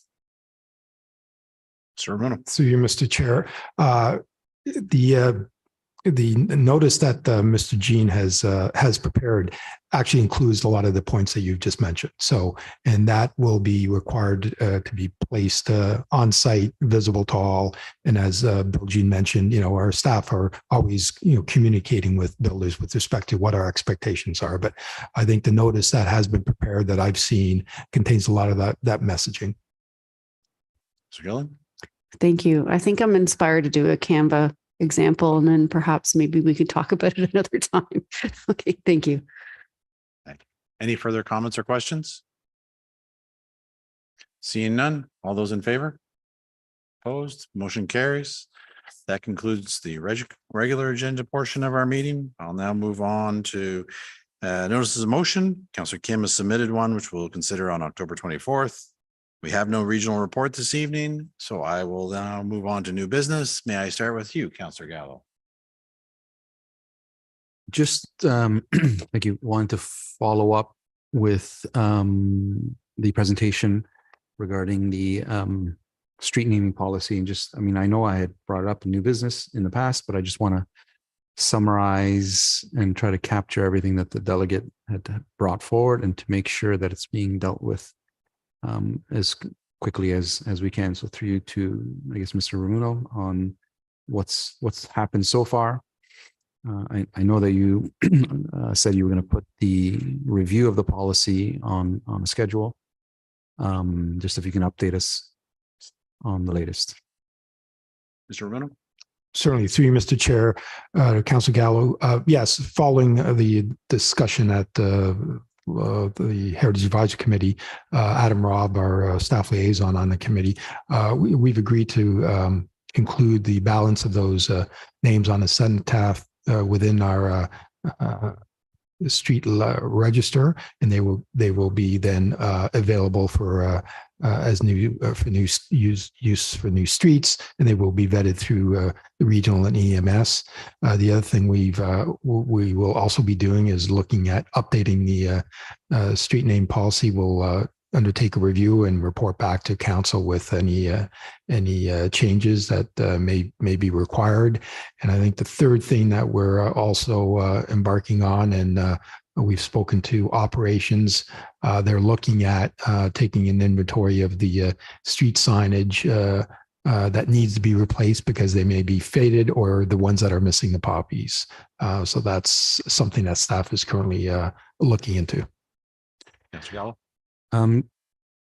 Can somebody look also into the misspelling of one of the names and to see what, if anything, can be done to correct that? Through you, Mr. Chair. Mr. Ramuno. Through you, Mr. Chair, we can certainly take a look at that. I think it could be a bit challenging to try and change that the spelling on the signage, because I think it's it's been there for a while now, and that would have sort of ramifications to residents on the street and their personal sort of invoices and stationery. But something that we can certainly take a look at, and we can report back to council when we bring forward the updated street policy. Mr. Gallo. Thank you. And are we looking at like early next year, mid next year, late next year? Timing? Through you, Mr. Chair, I think sometime early first to second quarter of 2024. Okay, perfect. Thank you. Mayor Maracas. Councillor Gillen, new business. Councillor Weiss, new business. As we are looking forward to the launch of the town square, and we've been talking about governance models and governance of the entire space. Most of the governance has been around budgets and responsibilities for spending the money and doing the things that are in the budget. But I think what's been missed, and I'm just inquiring about how we may be able to do this, is some resident input on the ATS, particularly with the Town Park Area Ratepayers Association, who have expressed interest in participating, particularly around the parking, the traffic, and the other types of things that we're going to be dealing with as the place becomes popular. So from a new business standpoint, I'd like to see about how we can develop an advisory committee or a resident committee that has some input as to how the town square operates. And I'm just bringing forward their comments that they would like to have some input, and I think it's a reasonable thing to do. So perhaps we need to establish a new advisory committee. We may need terms of references. We may need a number of those things, but I'd like to consider that and have the council consider that for the town square. Is that just a comment, or you're directing a For question? you to, I'd like to find out whether how a terms of reference and how a committee is established, because this will be a new committee, or is it going to be an ad hoc type of a committee? Tell me how the Clerk would probably be best, but as you know, council establishes all committees, and so it may be a notice of motion, but I'll let the clerk confirm things. No, Thank you. Through Mr. Chair. Yes, notice of motion would be best if you're looking for an advisory committee. thanks. Yep, That's all I needed to know. Councilor Gardner, welcome back. Any new business for yourself? No, I don't have any. Thank you. Public service announcements then. I'll start with you.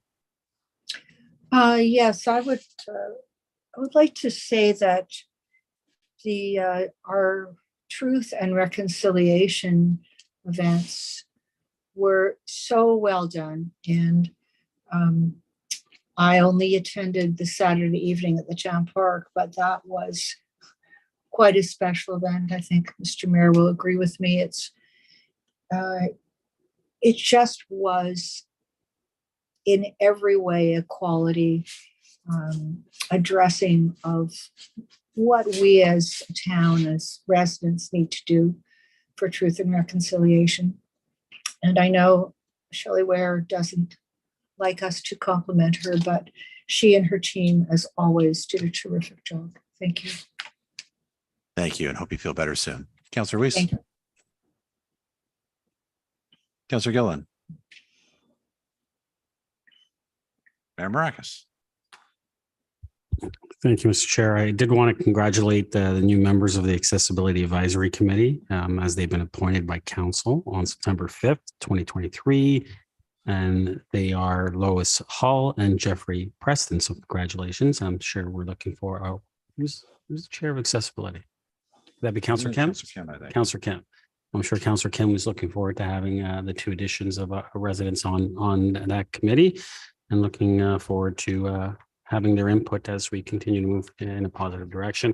I did want to add, Councilor Gardner, absolutely, it was a very powerful evening where we were, we gathered and we were able to listen and learn. And not only do I want to thank staff, but also Anishinaabe grandmother Kim Wheatley for everything that she does with the town to allow us to be able to learn and get to a point where we have a better understanding on how we move forward together. So, and then also this Thursday, 6 p.m., I believe it's 6 p.m. The Colors of Fall concert is happening at Town Park. It is our last concert of the year. It's the Mudmen will be there, so it will be, I'm sure, a great event, and it's always a great time to get out there and see the town park with all the colors and the changing of the scenery, and it's a pretty good evening. So we'll hope that maybe we get the weather like we got today. So it'll make it for an even special night. So, but I'm looking forward to seeing everyone there. Thank you, Mr. Chair. Councillor Gallo. Councillor Gelland, back to you. Thank you. Is this on? Thank you. I was just trying to find my my notes. All I really wanted to mention that wasn't mentioned tonight is that the Aurora Junior Tigers are playing home games this Friday, October 6th and Saturday, October 7th. One game is against Toronto, the other is against Collingwood. So 7:30, you get to watch some great local hockey right here in our town, Aurora Community Center. Thank you very much. Councillor Gardner. Thank you, Mr. Chair. And just to further the comment on the Truth and Reconciliation events, it can't just happen, for 24 hours or for a weekend. And I'm very sorry to say, very ashamed to say that Kim Wheatley, grandmother Wheatley, was experienced a prejudicial event in a neighboring town just on that very weekend. So we have to remain vigilant. Thanks. Thank you. Seeing nothing further, we have no closed session items, and may I have a motion to adjourn? Councillor Gallo, Mayor Maracus, moved. All in favor? Perfect. Motion to adjourn. Thank you, everyone. Have a great night. See you next. Thank you.